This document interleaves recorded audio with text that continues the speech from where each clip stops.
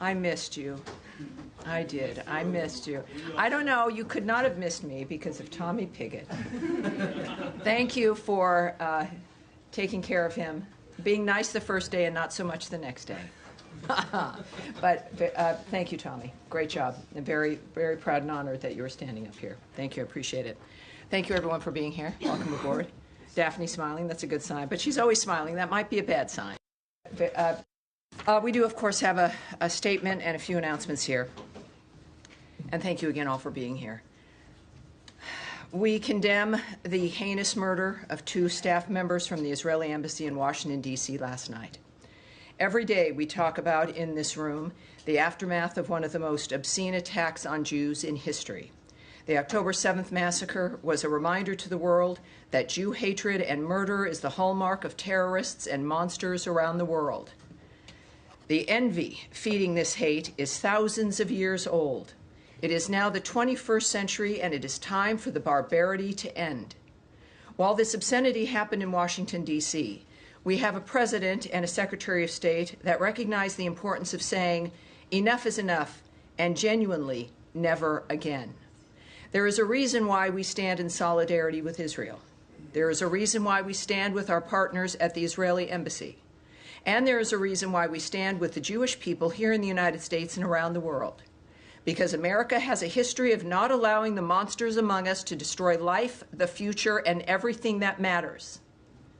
The Department of State's Diplomatic Security Service is providing ongoing support to the D.C. Metropolitan Police Department and their investigation of this incident and coordinating with other federal and local law enforcement partners. As Secretary Marco Rubio has said, make no mistake, we will track down those responsible and bring them to justice. Our prayers go out to their loved ones. Sarah Milgram and Yaron Lashinsky. Sarah Milgram and Yaron Lashinsky. May their memory be a blessing. Now, on Capitol Hill this week, Secretary Rubio went before Congress to share how we are implementing President Trump's vision of an American-first foreign policy. He made clear that America is back and that securing our borders, making communities safer, and combating criminal cartels are once again key priorities of our foreign policy.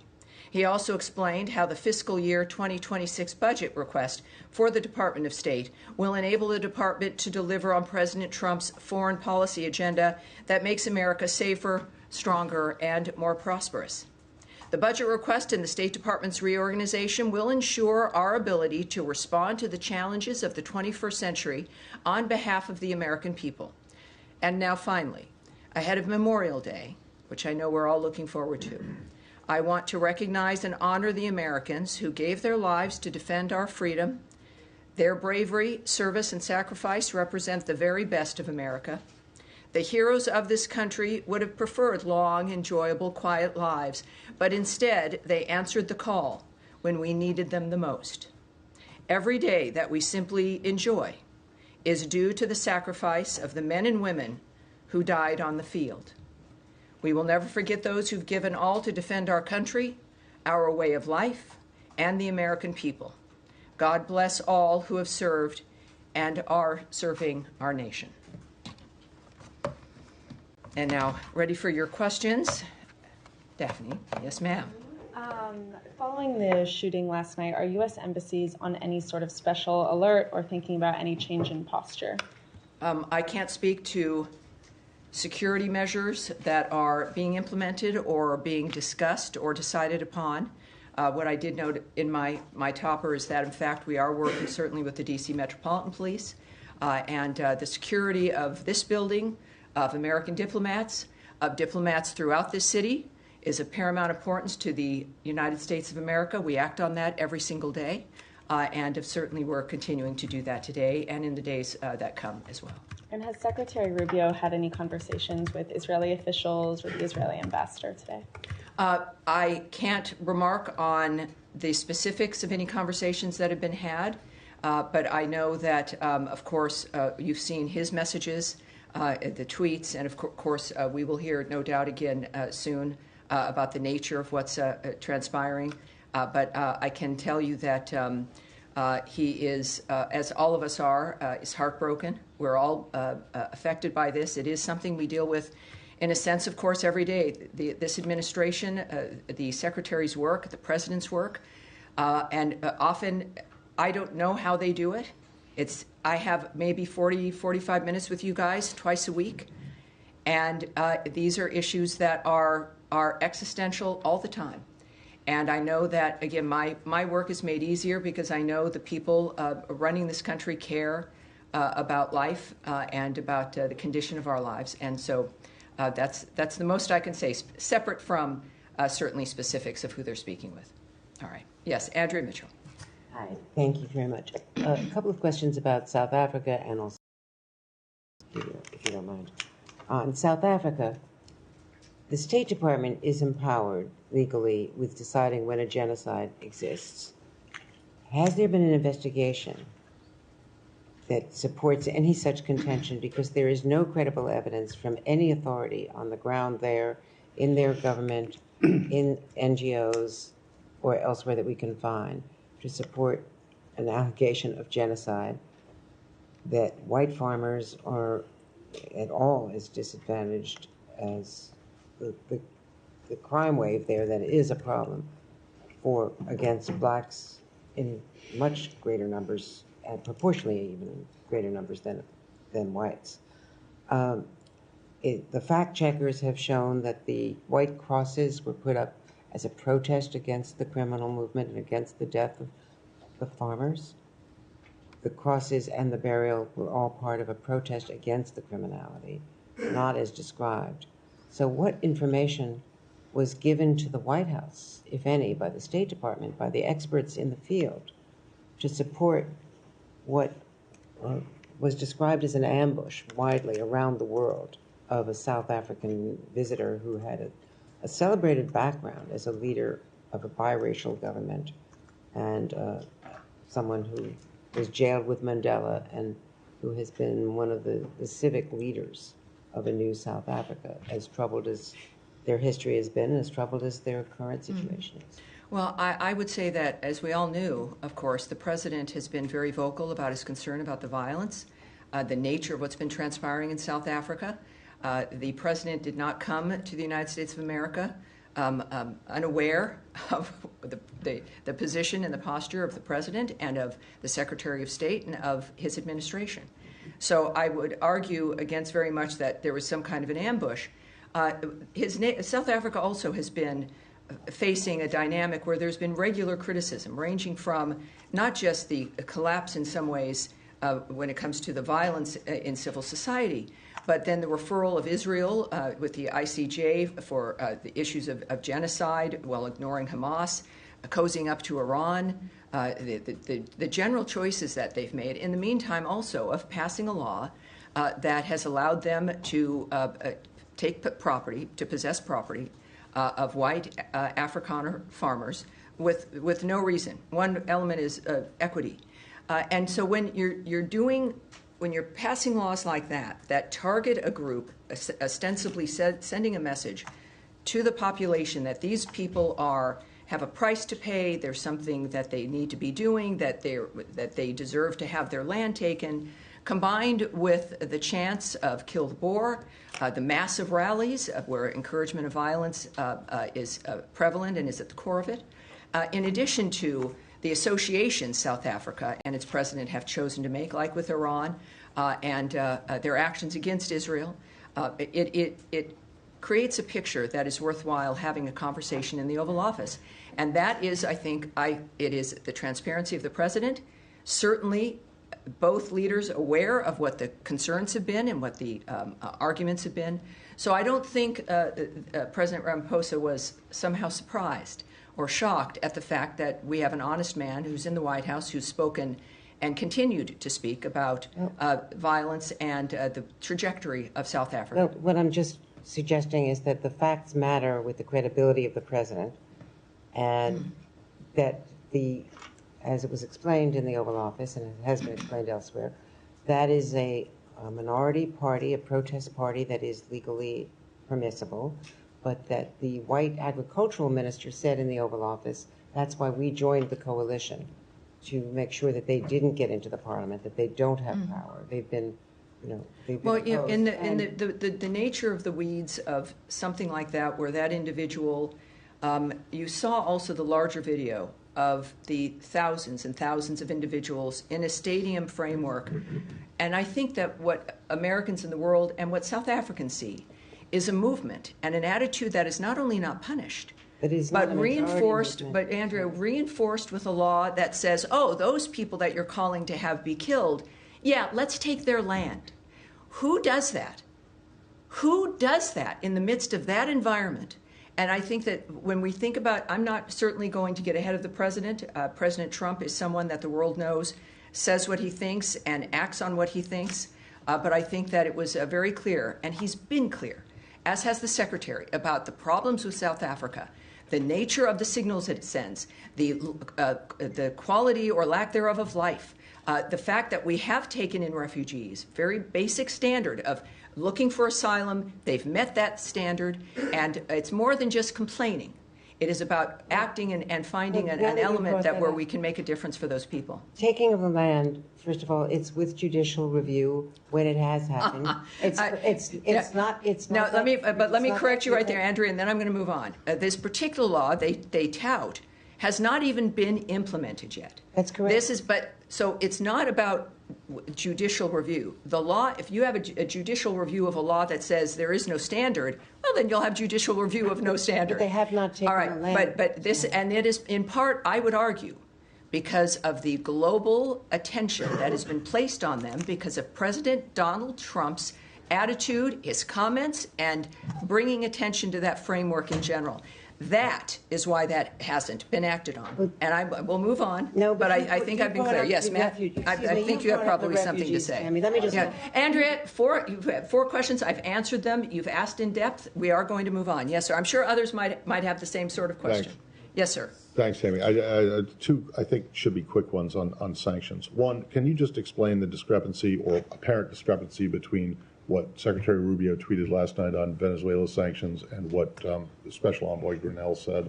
The Secretary saying that the Chevron waiver would not be extended, and Special Envoy Grinnell saying it would be. And then just secondly, on Syria sanctions. Sure. What's the status of the relief that the President promised last week? Thank you. Well, I can tell you that the Secretary he put up a tweet making it clear where we stand on Chevron, which is a license which is due to expire in May. And what I will speak to is not what others have said, but certainly the people who are in charge of the nature of what we're doing, and that is Secretary Rubio, making it clear that that license is going to expire. And so that's what I take my lead from is his remarks in that regard. So there's no confusion. I think many people on every issue can have a lot of opinions, but I think clearly who we look to are the people who have the power to have the impact and who make the decision. And of course, this is at the direction of President Trump as well. About Syria. Yes, it was a very exciting moment. I was in Riyadh and in the building when President Trump announced that he was lifting the sanctions on Syria. That is something that we've discussed, and many people have wondered when that would occur. And clearly the president decided now was the time. And I do know that, of course, there's a team of people who immediately started working on that, who are working on it now. There is, of course, it's worth noting that the president has some powers in the nature of what can get done, but sanctions are administered through different departments in this country. So his was a message, and certainly the order to reverse our dynamic, to remove the sanctions, which involves departments like the Treasury Department. So it is a process that will take some time, but as we know with the Trump administration, that they've sped up the train a bit. And they understand the importance of getting things done quickly, and that is the intention of getting things done quickly as they take the order from the president from that afternoon. And we're working on it. It's been a week. But I do think, because of not just the urgency, but they understand the urgency, but of the recognition of this administration, the government as a whole, of how the president works, that things have to happen and should happen as quickly as possible. So all I can say is, without a specific date, is it will be done quickly, and certainly more quickly than we're used to. Thanks. All right. Yes, ma'am. Can we go to Gaza? Sure.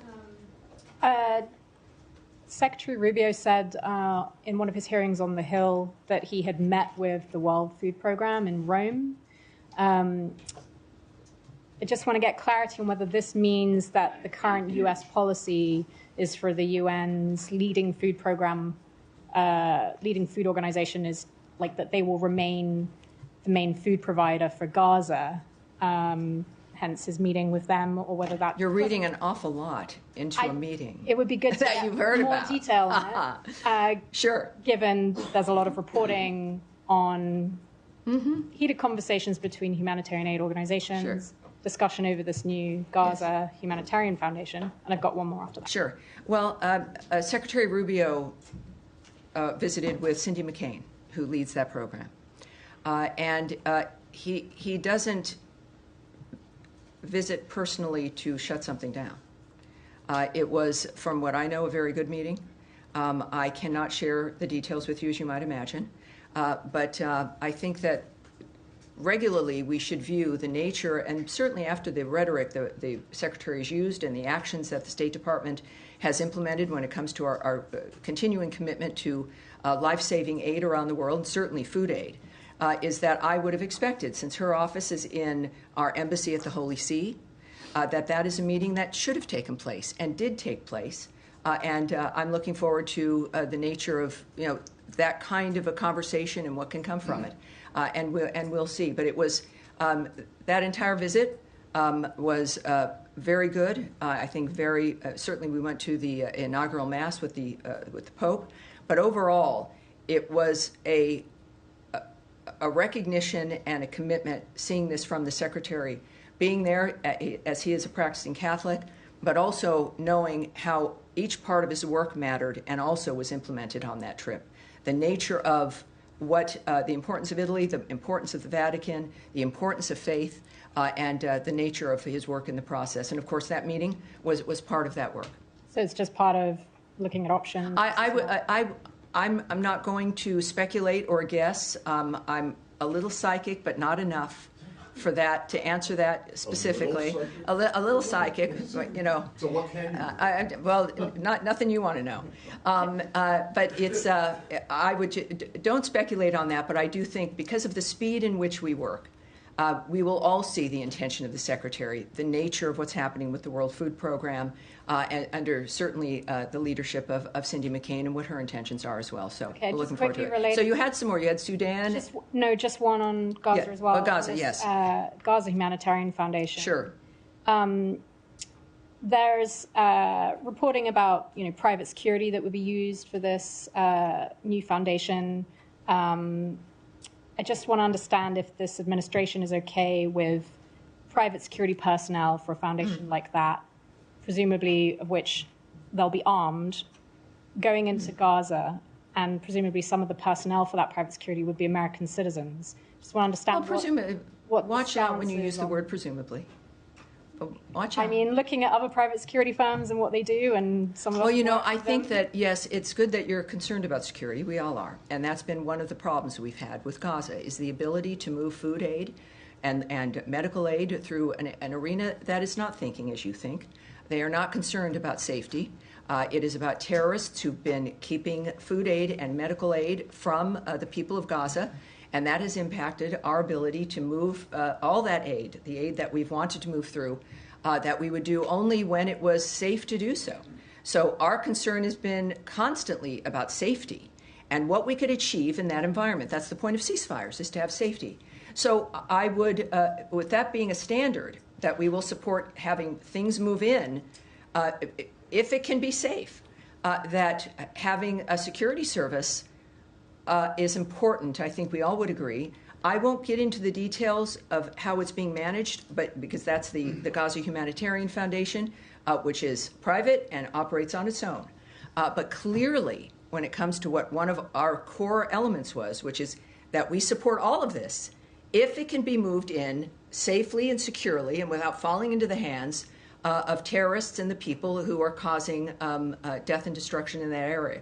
It seems like they've structured something that can manage that is the equivalent of something that we can all agree on, and they're moving forward. So that's the story, is that we've been able to do it, we being humanity, that it's something that all of us have wanted to see, which is a movement of aid. If they use private security, you need to call them. When we speak about private security, what I look at as the story is that we've managed or expect to manage a security that gets food and medicine to the people who all of you have wondered about whether or not they're going to get it. That's my story, and that's the story of humanity and the people of the Gaza Strip. Yes, sir. On Iran, Mr. Witkoff is meeting with Mr. Arakchi tomorrow in Rome. Both sides have been stressing on respective positions in the past few days regarding enrichment. Do you see a chance to have a path forward towards compromise or not? And if I may, a second question. Can I answer that one so that we can, and then I won't lose you, don't worry. Thank you. It's like we're on a slide, you're hanging on. Yes, what I can say is that we've made it clear on every project we're working on, certainly including Russia and Ukraine, that our involvement is really because we feel we can make a difference, and that's why we do it. This additional meeting, certainly the fifth round of the nuclear talks, would not be happening if we didn't think that there was potential for it. And so I would say that clearly we believe that we are going to succeed. We've also been very clear on some basic things, like they're not going to have a nuclear weapon. They've been very clear, most of our leaders have been, who've spoken on it, that this is about no enrichment, and the Iranians are at that table. So they also understand what our position is, and they continue to go. So we feel something's good enough for us to continue this work. Second Yes, question. Secretary Rubio this week at the Senate Foreign Relations Committee said that the past four meetings have been focused on enrichment only. So other issues like the Iran's support for the proxies, which is like the concern for the regional countries, are those issues going to be discussed later on, or are they going to be part of another round of discussions? Well, I'm not, again, part of the negotiating team, won't discuss what might be the plan. But just like an issue of needing a ceasefire before you discuss what the land is going to look like and what the nations are going to be doing after the fact, there's points that you have to get to before you discuss elements that might not even be a factor if you can't get to the bright line that allows us to move forward. And that bright line has been enrichment, certainly not getting a nuclear bomb, and those things have to be addressed. I say this because that's what I've seen them do, and being very specific, which is fabulous because nobody's guessing at what the goal is. But of course, considering the generational issues involved, this is, and the president has said this about everything he's worked on, with the generational issues involved, that these cannot be solutions that last 6 months or are able to be broken in 18 months, or in 3 years, your 15-year-old is suddenly pulled into a war because now they're 18.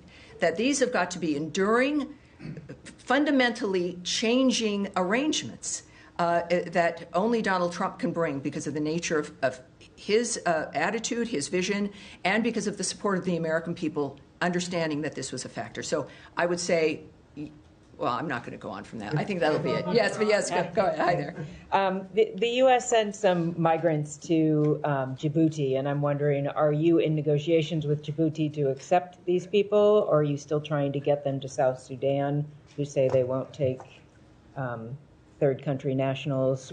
What's the State Department's role in this? Well, we know that, of course, the Secretary has been very open about the fact that we are negotiating with a number of countries to facilitate the deportation of people who are here in this country illegally. I can say also, as the Secretary has noted, that we remain unwavering in our commitment to end illegal and mass migration and bolster America's border security.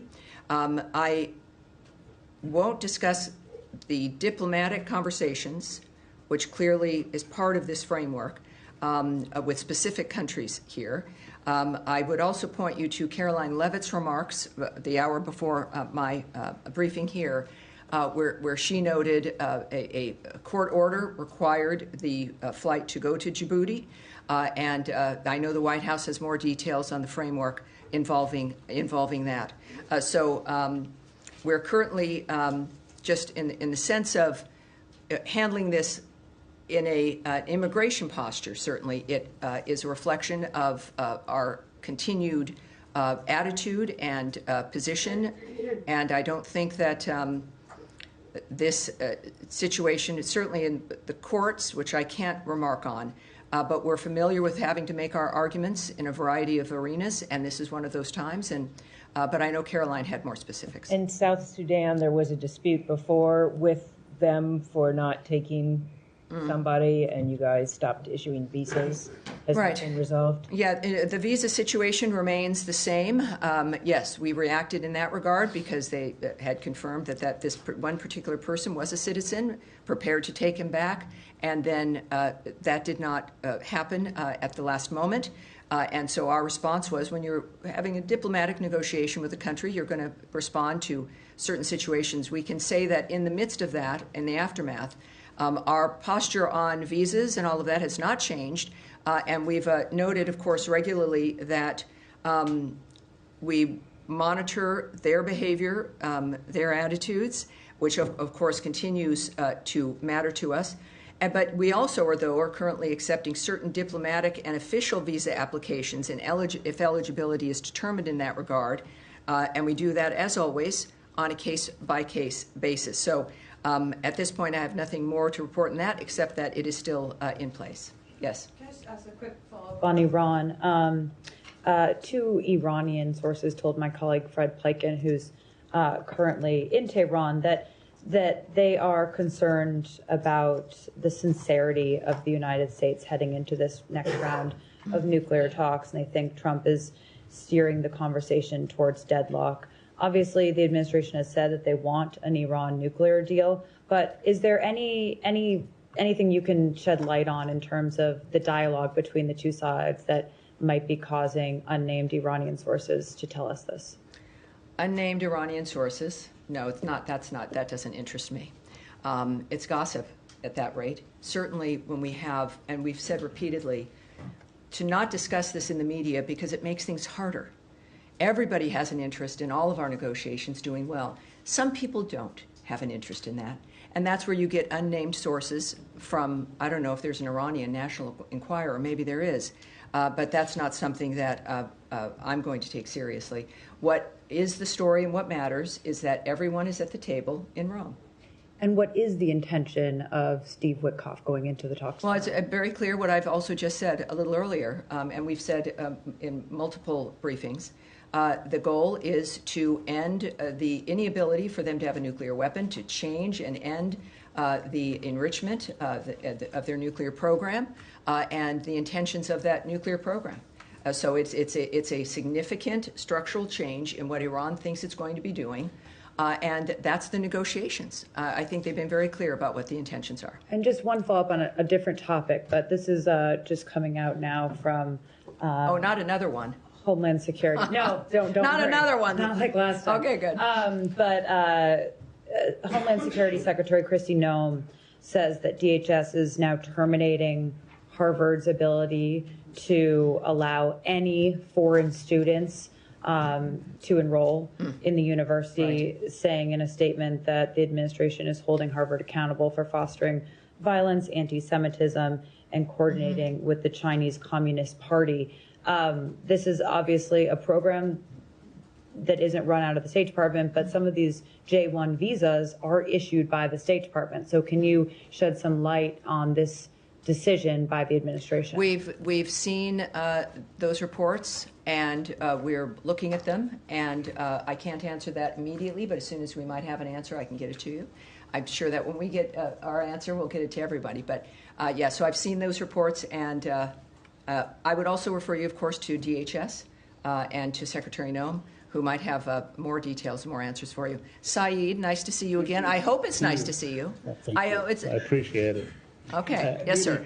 Two quick follow-ups. One on Andrea. Yes. On South Africa, and then one on Gaza. Sure. On South Africa, you said that the president was also influenced by what South Africa has done in terms of referring, its role. Well, I said we all have been. We all have been, yes. Yeah, its role with the ICC. Yes. Just to clarify that. So he was, because South Africa referred Israel to the ICC? Well, I did not say for a specific event Right, that influenced him. I don't speak, President Trump is a very clear man. No one has to wonder his position. But I think for all of us who've been looking at the condition of South Africa, it's never just one thing, is it? It's a number of things. I'll finish. I know you might not be liking my answer, but I'll finish. Saeed, it is a series of things that point to the intention of an administration or of a regime, and it is usually consistent. So if you're wondering about the nature of why it matters that people are at a huge stadium shouting "Kill the Boer," which are for those at home, the Dutch descendants of settlers of South Africa, and who are white farmers, combined then with the government that says, "Oh, we reject that; they're not part of our government," but then pass a law that allows the government to take the property of those very same people, simply because they're white farmers. So that speaks to the intention of a regime, in addition to their behavior with other nations, their foreign policy, how they would view the victims of October 7th, the Jews, as those who should be referred to a criminal court versus Hamas, in addition to having a rather cozy relationship with Iran. So you don't need to be in a seminar at Stanford to understand and to recognize the trajectory of South Africa. That is the argument for those who are looking at that, again, beyond one issue. And I think those issues speak quite loudly. And very quickly on Gaza. Yes. Now, the Israelis are saying they allowed maybe 6 trucks or 9 trucks, we don't know. And international agencies say no trucks were allowed in. Could you clarify if you have the information? Have any trucks been allowed in? The number of trucks, if you know the number, and so on, and what's next in terms of figures and numbers? Well, I won't share numbers with you, but what I can tell you, and you know this, having covered this situation, that Israel's been honest about the nature of what it's been doing and why, as it fights for its security and in its own defense. There's, if you're getting a report from Israel about the nature of what has moved into the region, I would suggest that you should take that report seriously. I think that everyone knows that the eyes of the world are on that region, and at the same time, the story is, what I would argue, is, as opposed to the numbers, is the fact that aid is moving in to Gaza. And it's interesting to me, Saeed, that is something that I've talked with you, and we've even had some sort of fights about. And that isn't something that has been recognized, but I'll do that recognizing, and that's what the real story is. Yes, sir, in the back. Yeah, thank you, Tammy. Kurdish delegation led by KRG Prime Minister Masoud Barzani is in town. They have signed 2 energy deals with the U.S. companies valued at $110 billion US. These 2 deals have been rejected by the Iraqi government. I'm wondering if you have any comments and reaction to that, and do you have anything to share with us about his scheduled meeting with Secretary Rubio tomorrow? Well, I can tell you that we were pleased to see Prime Minister Barzani sign massive deals with U.S. companies to expand natural gas production in the Iraqi Kurdistan region, which will help Iraq harness its own domestic resources to become energy independent, which we've, again, talked about. It's really great. We've talked about these things. Often I can't give you answers. We don't know when it's going to happen. And then to be able to report to you that it has happened. And that is a key administration priority. And being energy independent is obviously a major national security issue. So these deals, I think it's like over $100 billion.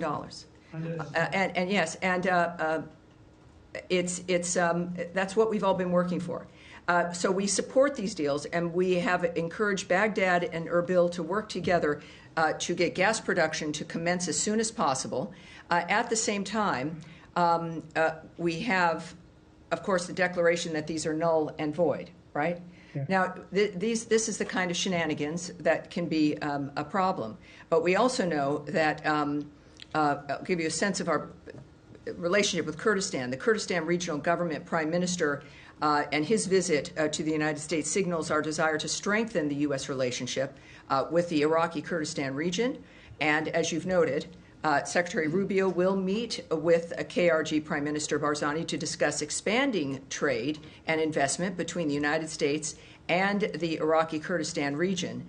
He has also stated, Secretary Rubio, that we support the Kurdish autonomy and the U.S. companies doing business there, and urge the government of Iraq to respect this economic lifeline that is necessary to prosper and succeed. We believe that U.S., Iraqi, and Iraqi Kurdish interests are best served by having a strong and resilient Iraqi Kurdistan region within a sovereign and prosperous federal Iraq. Thank you so much. All right. Yes, sir. Yes. Issue. Well, I won't have much more, but you're welcome to do You it. deferred to DHS, but in a Sure. bigger picture, presumably the United States wants to attract the best and the brightest insofar as foreigners, students, immigrants. And these top-tier universities are one of the most prominent ways to do that. So do you think prohibiting Harvard to enroll foreign students kind of gets in the way of that goal? Well, again, I can't speak to Secretary Noem's plans and strategy and her decision to implement this. What I would argue is that we have an interest as a nation, as President Trump has spoken to quite often, that we have an interest as a nation for these universities that are supposed to be the gold standard to actually deliver people who are educated and can function in society and on campuses that encourage a learning environment as opposed to one of left-wing activism, where you have individuals leaving the university level in this country as our rates are declining when it comes to comprehension and reading and a whole host of other things. That it has to be more than just a label or a brand. It has to deliver results for the families that do pay a lot of money for it.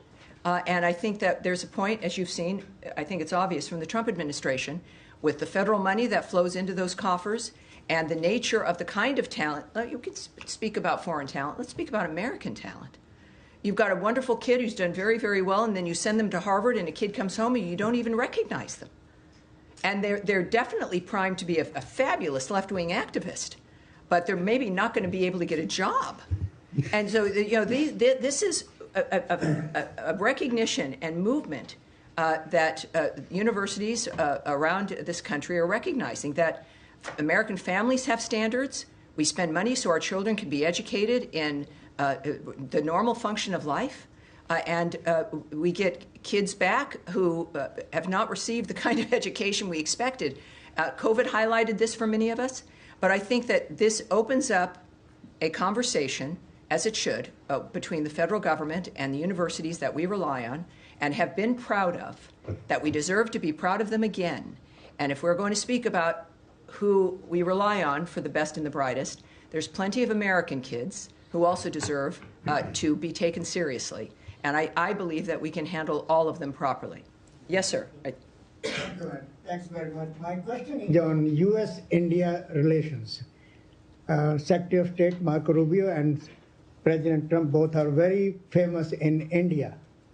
As far as the U.S. policies are concerned, most Indians agree with. I hear you're pretty famous in India. Yes, I am. All right, keep My going. question is, Madam, Yes, sir. As far as terrorism against India, recently in the state of Kashmir is concerned, innocent Indians tourists were Yes. massacred. Oh, yes, there. we all know that. Yes, ma'am. My question is that as far as talking with Pakistan is concerned, India's Prime Minister, Mr. Narendra Modi, and also Foreign Minister, Mr. Jaishankar, we both met with the Secretary Yes. Rubio and President.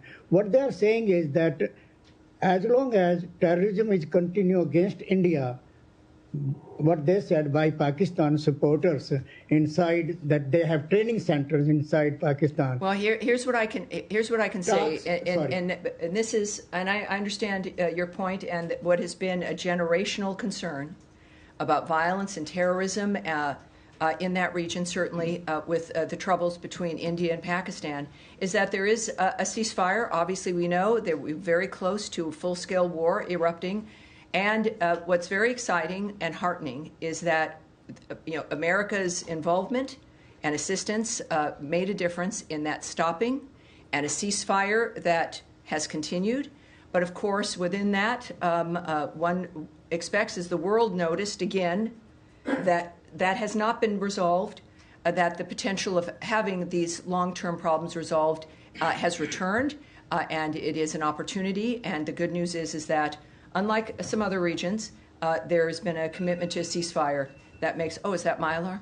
I said, thank you. I should ask you to put on your alarms. It's like, oh, Tammy's done. All right, we're gonna have. All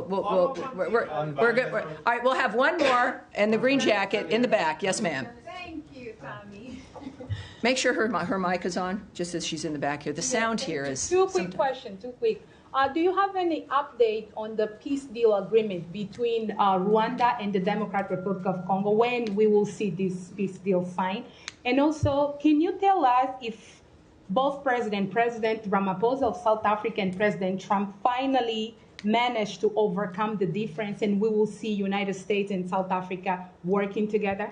Well, I'll answer that one first. I think the meeting with the South African president in the Oval Office speaks to President Trump's generosity.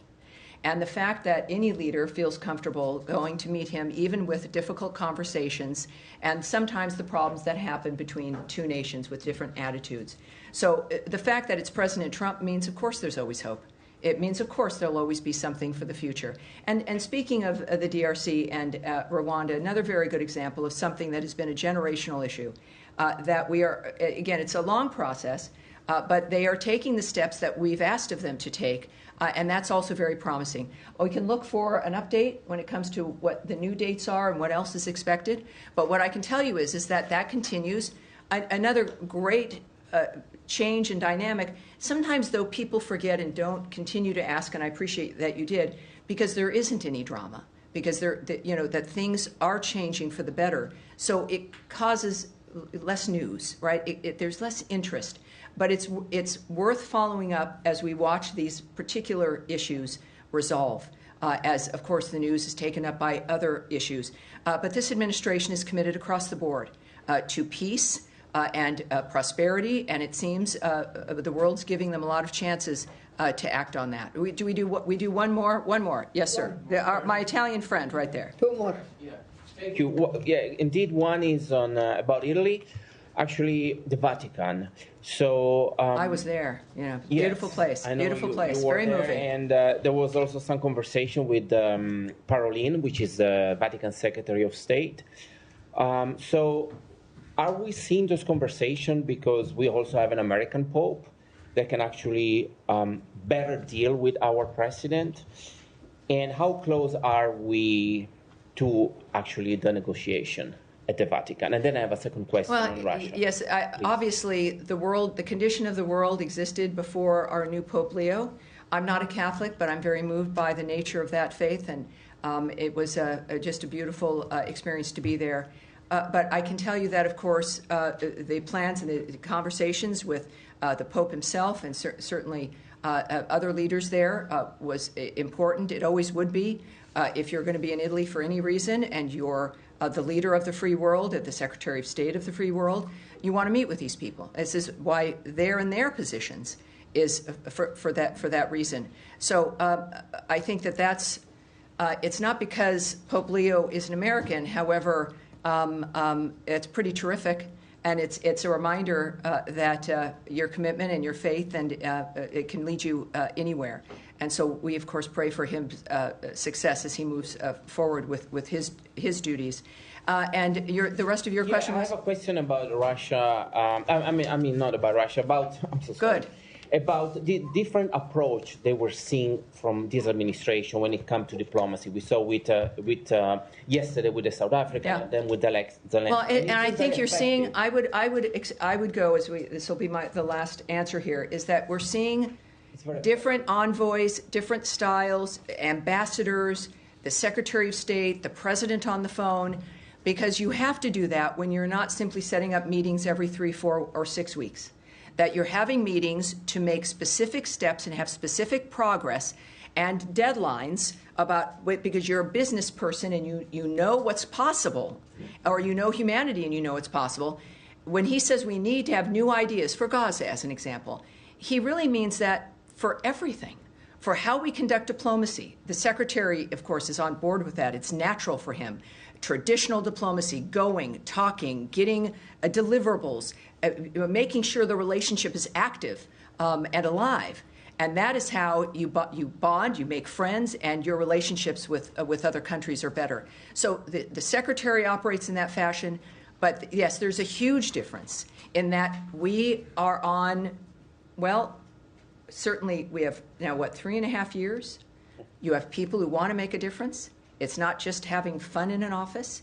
It's changing people's lives for an endurable period of time, so that we, our generation, I'm seeing some younger people in this room, of course, always, but for our generation, my generation, that we can think we did everything we could and have had some success in making things better. That's the Trump administration. That will be its legacy, and it's an honor to be here. And thank you all very much. I appreciate it. I'll see you on Thursday.